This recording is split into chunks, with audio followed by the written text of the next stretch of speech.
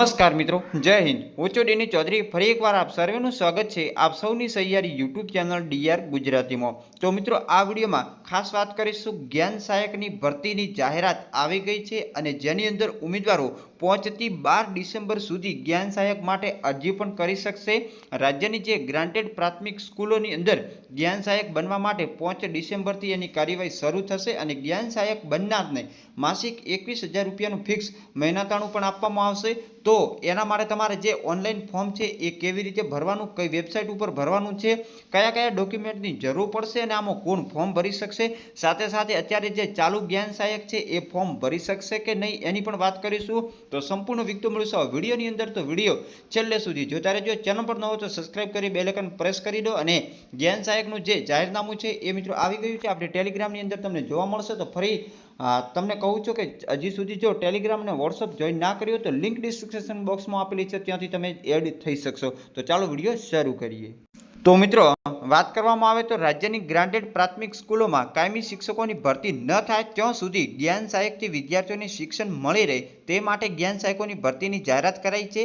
Granted પ્રાથમિક સ્કૂલોની અંદર 11 માસના કરાર આધારિત જ્ઞાન સહાયકની ભરતી માટે 5 ડિસેમ્બરથી ઓનલાઈન જે અરજી કરવાની કાર્યવાહી શરૂ થશે અને 12 ડિસેમ્બર સુધી તમે ઓનલાઈન અરજી કરી શકશો। પ્રાથમિક વિભાગમાં જ્ઞાન સહાયક બનનાર ઉમેદવારોને 21,000 રૂપિયાનું મહેનતાણું પણ આપવામાં આવશે। સાથે સાથે ઓનલાઈન અરજી કરવાની છેલ્લી તારીખ સુધીમાં ઉમેદવારોની વય મર્યાદા 40 વર્ષથી વધુની ના હોવી જોઈએ।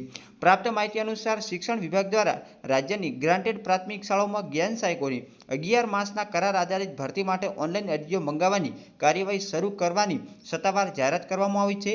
21,000ના માસિક જે ફિક્સ મહેનતાણું આ જગ્યા પર નિમણૂક મેળવવા માટે 40 વર્ષ નક્કી કરવામાં આવે છે।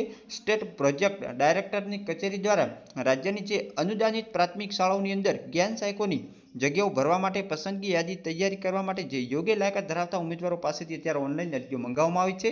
આ જગ્યાઓ માટે ઉમેદવારની વય મર્યાદા ઓનલાઈન અરજી કરવાની છેલ્લી તારીખ સુધીની રહેશે।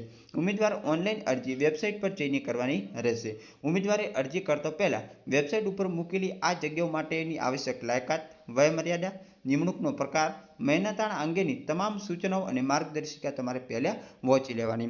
આ અરજી રાજ્ય કક્ષાએ, જિલ્લા કક્ષાએ કે ટપાલ કે કુરિયર દ્વારા સ્વીકારવામાં આવશે નહીં, માત્ર ને માત્ર ઓનલાઈન અરજીઓ માન્ય રહેશે।